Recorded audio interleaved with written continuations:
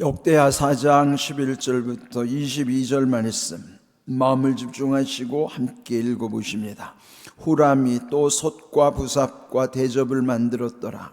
이와 같이 후람이 솔로몬 왕을 위하여 하나님의 성전에서 할 일을 마쳤으니 곧 기둥들과 그 기둥 꼭대기에 공 같은 머리들과 또 기둥 꼭대기에 공 같은 기둥 머리를 가리는 그물들과 또 그 그물들을 위하여 만든 각 그물에 두 줄씩으로 기둥 위에 공 같은 두 머리를 가리는 석류 400개와 또 받침과 받침 위에 물두멍과 한 바다와 그 바다 아래에 소 12마리와 솥과 부삽과 고기 갈고리와 여호와의 전례 모든 그릇들이라. 후람의 아버지가 솔로몬 왕을 위하여 빛나는 놋으로 만들 때에 왕이 요단 평지에서 숫꽃과 스레다 사이에 진흙에 그것들을 부어 내었더라. 이와 같이 솔로몬이 이 모든 기구를 매우 많이 만들었으므로 그 놋무게를 능히 측량할 수 없었더라. 솔로몬이 또 하나님의 전에 모든 기구를 만들었으니 곧 금제단과 진설병상들과 지성소 앞에서 규례대로 불을 켤 순금 등잔대와 그 등잔이며 또 순수한 금으로 만든 꽃과 등잔과 부젓가락이며 또 순금으로 만든 불집게와 주발과 숟가락과 불 옮기는 그릇이며 또 성전 문 곧 지성소의 문과 내전의 문을 금으로 입혔더라. 아멘. 네, 우리 역대하 4장에서는 솔로몬이 그 아버지의 유훈, 아버지 뜻은 성전을 건축하는 일인데, 이 솔로몬이 아버지 때부터 준비되었던 것, 그리고 자기도 또 한 4년여 또 잘 준비를 하고, 그리고 그가 즉위한 4년 2월 2일째 되는 날 성전을 이제 건축하기 시작했다 하는 것이 앞에서 언급된 내용이었습니다. 그 성전이 이제 다 마쳐진 것을 여기 오늘 11절을 보시면은 그 앞에서 모든 성전에 필요한 성물들을 제작하는 것을 비롯해서 어떻게 보면은 전체 총감독 그 역할을 했던 사람이 여기 11절 후람. 그는 두로에서 온 사람이에요. 근데 이제 그 앞에 설명하기를 그 어머니가 또 이 히브리 단지파 사람이고 아버지가 두로 사람이라 그랬습니다. 그런데 그 후람이 이 이스라엘로 와서 그 이스라엘의 하나님 성전을 공사하는 데 있어서 그 아주 재주가 출중했기 때문에 그 모든 것을 그 후람이 이제 만들기도 하고 지휘하는 것, 총감독의 역할을 했던 사람이라는 것이죠. 자, 그가 또 솥과 부삽과 대접을 만들었더라. 그러니까 그가 얼마나 손재주가 뛰어난가. 근데 거기 성전에서 사용되는 그 재물을 다룰 때에 그 재물을 삶는 솥, 또 재를 이제 처리해야 되는 부삽이나 그 대접들 그가 만들었고, 또 솔로몬 왕을 위하여 하나님의 성전에서 할 일을 마쳤다.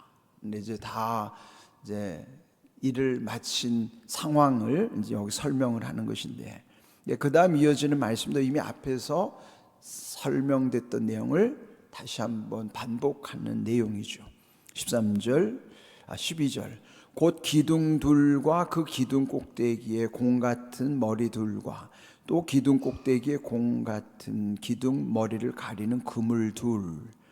그러니까 우리 이미 앞에서 솔로몬의 성전의 특징은 그 앞에 보이도록 기둥을 2개 세운 거예요. 그래 이제 놋으로 만든 그 기둥 2개는 예전 성막 시대 때는 없었지만은 이제 이 성전에는 그 앞에 그 오른쪽 왼쪽, 그래서 오른쪽 기둥을 야긴, 왼쪽 기둥을 보아스. 그 뜻은 야긴은 하나님께서 세우셨다. 그가 세우셨다. 그러니까 하나님이 세우셨다는 것.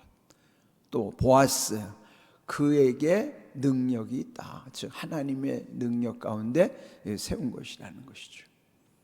근데 우리가 어떤 건물이나 뭔가 중요한 것을 세웠을 때 설립을 했든지 그러면은 되게 거기에 공을 들인 사람을 기리기 위해서 뭔가 비석을 세우거나, 그렇지만은 이 솔로몬은 그 앞에 중요한 기둥 둘을 통해서 자기의 공적을 드러낸 것이 아니고 하나님이 세우신 것과 하나님의 능력 가운데 이 전이 세워졌다는 것을 그 기둥 둘을 통해서 그게 거기에 하나님께 또 자기의 신앙의 고백을 담게 된 것이죠.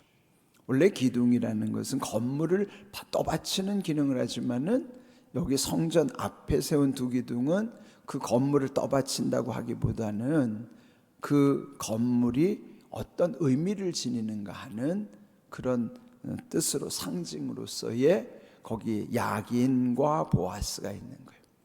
그러나 이름이 그러하다 그러면 사람들이 저 야긴 보아스 하면은 그 속에 그 취지가 다 누구든지 깨달아질 수 있도록 한 것입니다. 그 중요한 야긴과 보아스의 의미는 사실 우리 인생에 보이지 않는 우리의 신앙 고백이기도 합니다. 우리 인생이라는 게 하나님이 세우셔야 하고 또 하나님의 능력 가운데 우리 인생이 세워질 수밖에 없는 것이죠.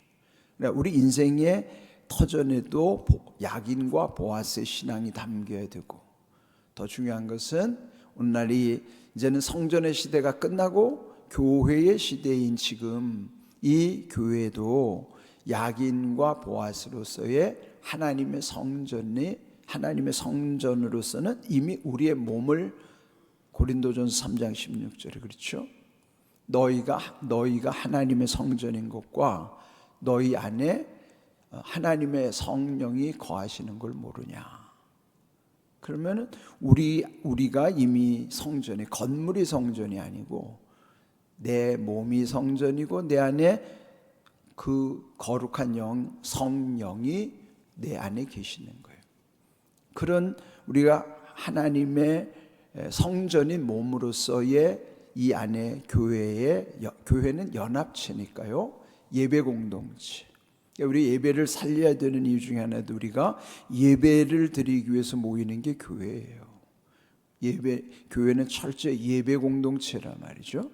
그런데 예배를 통해서 하나님의 임재하심, 또 그 속에서 우리에게 주시는 귀한 약속. 그러니까 여러분, 예배 속에는 모든 것이 들어있는 거예요. 하나님과 통하는 모든 것이. 그런데 오늘날 우리 교회들은 예배가 점점 소홀히 여겨지는 현상.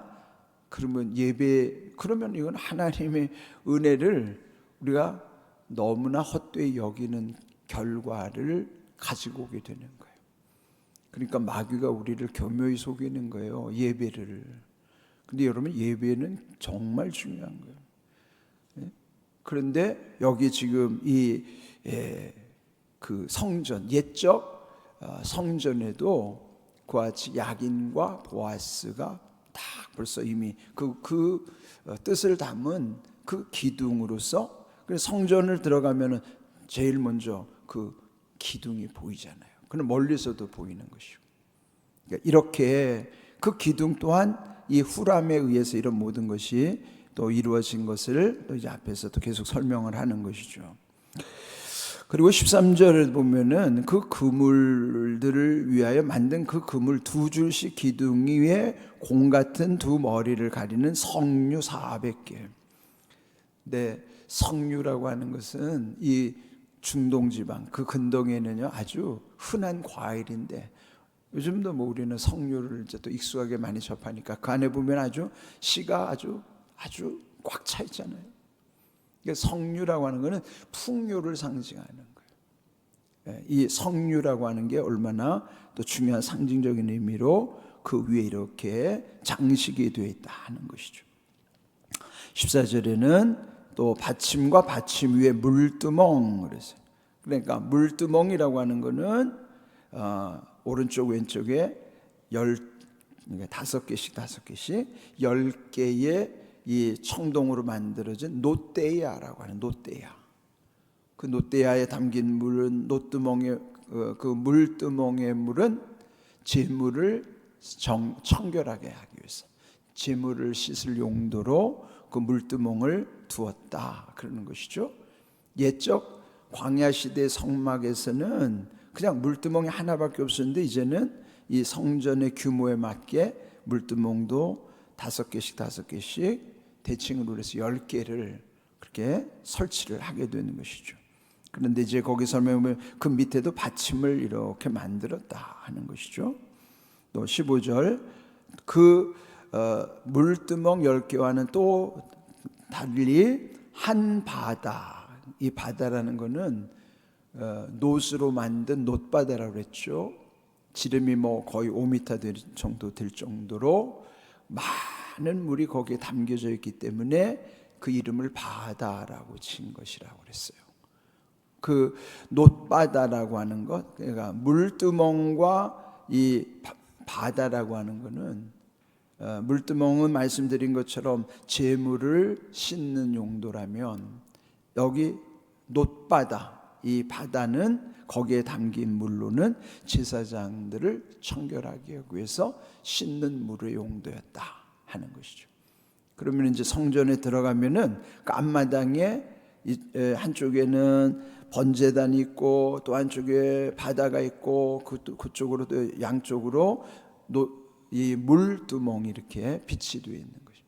공통점은 다 놋으로 만들었다는 것이고 그 내구성, 그 불을 견뎌낼 수 있어야 되고 그래서 그 모든 것이 놋으로 청동으로 그렇게 다 만들어졌다. 그렇게 하고 15절 그 바다 놋바다 밑에는 또 놋으로 소를 12마리를 만들어 가지고 이 엉덩이는 안쪽으로들 다 넣고 바깥쪽은 머리 쪽을 두고 그래서 그 12마리의 소 형상으로 그 위에 바다 놋바다를 만들어 놓은 것이죠. 그러니까 이 12마리가 그 놋바다를 받치고 있는 거예요. 이렇게. 그리고 그 12마리는 각각 동서남북으로 3마리씩 해서 그는 동서남북 12지파를 상징하는 표현으로 그렇게 만들었다 하는 것이죠. 또 16절 솥과 부삽 고리갈고리, 그네 재물을 건져 올리는 그런 고리갈고리, 또 여호와의 전의 모든 그릇들, 이런 것은 16절 끝에 보면 빛나는 놋으로 만들 때. 놋이라는 건요, 그게 이제 사실은 그렇게 빛이 나는 건 아니겠죠. 그래서 빛이 나려면 그걸 광택을 내려면은 끊임없이 그걸 닦아줘야 되고. 여러분 옛날에 우리 놋그릇 쓸 때 보십시오. 그 놋그릇을 그냥 그 닦으려면 얼마나 힘듭니까? 그러니까 그렇게 윤이 날 정도로 닦으려면 관리를 얼마나 잘해야 되는 거예요, 말이죠. 윤이 나려면 이런 닦아야 되는 수고가 있는 것처럼 우리의 영적 생활도 마찬가지입니다. 이에 우리 새벽 기도에도 우리의 영이 이렇게 늘 윤이 나려면 이게 다 우리가 닦는 과정이란 말이죠. 마치 놋그릇을 닦아줘야 윤이 나는 것처럼. 그러니까 우리의 영적인 상태도 늘 녹이 슬기 쉽고요. 또 불순물이 끼기가 쉬우니까. 그런 날마다 빛이 나려면 우리도 이 새벽 기도에서 우리 영을 늘 씻어주는 거예요. 이렇게. 세상에 뭐든지 공짜로 되는 법은 없어요. 그냥 되지 않아요. 다 나름대로 수고해야 된다는 것이죠. 우리 금요일 성령 집회 때도 말씀 나눈 것처럼 베드로 사도도 그랬잖아요. 하나님의 성품에 참여하기 위해서 믿음으로부터 계속 더욱 힘써야 될 8단계를 말씀한 거죠. 그렇죠? 베드로서 1장에서 우리가 본 것처럼 믿음으로부터 시작되는 것, 그 믿음이 하나님과 연결되는 그 믿음으로부터 이웃과 연결되는 덕을 쌓아야 되고, 그 덕에 지식이 있어야 분별력이 생기고, 그 지식은 절제되어야 되는, 선을 넘지 않는 절제, 그리고 어떤 고난도 이길 수 있는 인내, 그 위에 경건한 삶, 그 경건의 능력, 그 거룩함의 능력, 그리고 나서 형제 우애라고 하는 이웃사랑과 마지막 8번째는 하나님을 사랑하는 것, 그 하나님 사랑 안으로 온전히 들어가는 거예요. 그렇게 8단계 이런 모든 것도 더욱 힘써 그리하라는 거죠. 그 더욱 힘쓰라는 게 뭐예요? 날마다 우리의 영이 그렇게 이렇게 그냥 두면 안 되고 윤이 나려면 닦아야 된단 말이에요. 그 닦는 게 우리의 날마다 하나님 앞에서 그 보혈에 씻어지는 것과 또 우리의 모든 것을 회개하면서 하나님의 은혜가 더해지는 것을 경험하는 삶이에요. 그러니까 그 베드로서 1장 6절부터 쭉 10절까지 이어지는 말씀 속에 중요한 사실은 더욱 힘써 그리하라 하는 거예요. 더욱 힘쓰지 않으면 그리 될 수가 없어요. 그러니까 더욱 힘써서 믿음으로 또 하나님의 사랑의 그 완전함에 이르기 위해서는 계속 우리의 신앙이 그렇게 노력을 해야 된다는 거예요. 여기 그래서 빛나는 옷이 왜 빛나는가를 그래서 한번 살펴보는 것이죠. 근데 이제 오늘 여기 또 중요한 말씀의 제목이 18절 보면 이와 같이 솔로몬이 모든 기구를 매우 많이 만들었으므로 그 논무게를 능히 측량할 수 없었더라 그랬어요. 실제로 이런 재료들이야 얼마든지 측량이 가능하죠. 그런데 왜 성경은 그 논무게를 능히 측량할 수 없다고 표현을 했을까? 사실은 측량 가능합니다. 근데 왜 측량할 수 없다라고 표현했을까요? 그는 측량할 수 없는 건 오직 하나님의 은혜밖에 없어요. 오늘 우리가 부른 찬송가 304장처럼 그 크신 하나님의 사랑 말로 다 형용할 수 없죠. 3절에 보면은 바다를 먹물 삼아서 하늘을 두루마기 삼고 바다를 먹물 삼아서 그거를 기록한다고 해도 다 기록할 수 없다. 그 표현이 얼마나 대단해요. 그 바닷물이 얼마나 헤아릴 수도 없는 바닷물을 하늘은 어떻게 또 헤아릴 수 있습니까? 그런데 그 바닷물을 찍어가지고 하늘에다가 다 기록할 수 없을 정도로 하나님의 은혜가 그렇게 크다는 거예요. 그럴 때 쓰는 게 측량할 수 없다고 하는 거예요. 그래 이 논무게야 왜 측량 못하겠어요? 그러나 성경에서 측량할 수 없다는 것은 그 속에 하나님의 은혜를 표현하는 내용이에요. 우리는 그런 하나님의 은혜 가운데 살아가는데요. 그러면 바울도 우리가 믿는 하나님이 어떤 하나님인가를 로마서 11장 33절 말씀하고 있어요. 함께 읽습니다. 깊도다 하나님의 지혜와 지식에 풍성하며 그의 판단은 헤아리지 못할 것이며 그의 길은 찾지 못할 것이로다. 깊도다라는 게 뭐예요? 측량할 수 없을 만큼 깊은 거예요. 하나님의 깊이는 우리가 헤아릴 수 없어요. 그 풍성함, 그래서 그 풍성함도 측량할 수 없고, 그러므로 하나님이 판단하는 걸 우리가 어떻게 헤아릴 수 있겠습니까? 하나님의 길을 우리가 어떻게 찾을 수 있어요? 우리는 알 수 없어요. 그나마 성경에 계시해 준 그 약속만도 어마어마한데 이 외에도 하나님의 이런 깊은 은혜는 측량할 길이 없어요. 우리가 믿는 하나님은 그런 하나님이십니다. 근데 우리는 너무 쉽게 하나님을 판단하잖아요. 여러분 판단하지 마세요. 하나님을 왜 판단합니까? 우리 이 짧은 생각으로 하나님에 대해서는 판단할 수 없어요.